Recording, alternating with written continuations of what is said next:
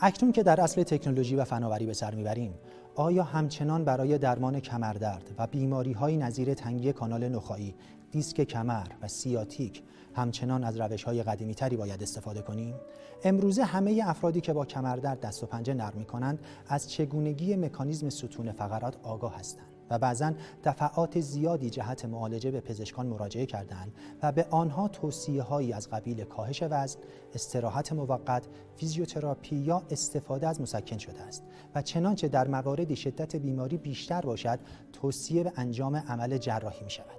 اما جالب است که بدانیم که درصد بسیار کمی از این افراد نیاز به عمل جراحی دارند و بیشتر از 90% بیماران بدون عمل جراحی می توانند به طور کامل درمان شده و به زندگی عادی و روزمره خود بازگردند.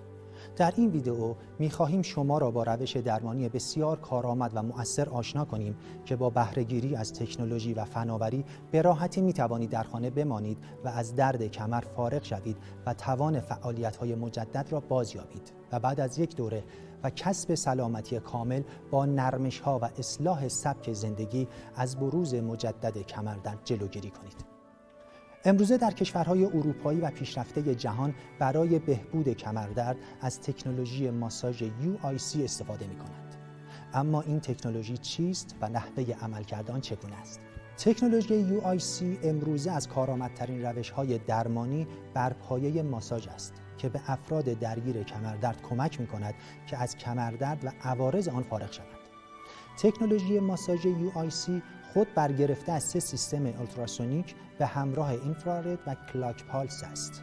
امواج اولتراسوند به طور مؤثری باعث بلاک عصبی شده و درد را سرکوب می‌کند، به طوری که شخص بیمار دیگر در ناحیه کمر و پاها احساس درد نمی‌کند.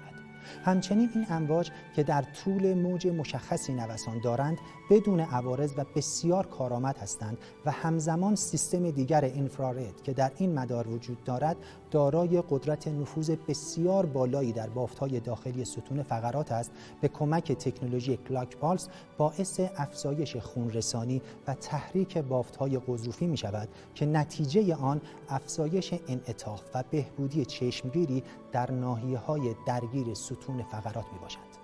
همچنین جالب است بدانید UIC یک سیستم ماساژ ضد درد بر پایه انعطاف پذیری و تحریک بازسازی مجدد غضروف است که از همان روزهای اول استفاده آرامش را به بیمار باز می‌گرداند و از آن جهت شگفت انگیز است که در دوره کوتاه مدت توان حرکت و بازگشت به زندگی عادی را به شخص بیمار باز می‌گرداند.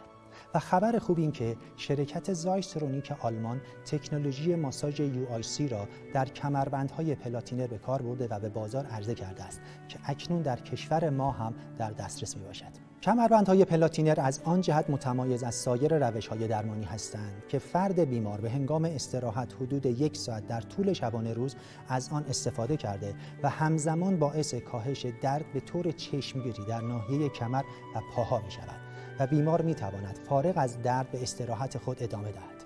همچنین استفاده از کمربندهای پلاتینر هیچ گونه عوارض بیولوژیک در بین ندارد و استفاده از آن برای تمام افراد توصیه می شود. اثربخشی تکنولوژی ماساژ UIC بسیار بالاتر از سایر روش‌های جایگزین در بهبود کمردرد است که در دوره زمانی کوتاهی محقق می شود. با بهره‌گیری از کمربندهای پلاتینر آرامش را به زندگی خود بازگردانید.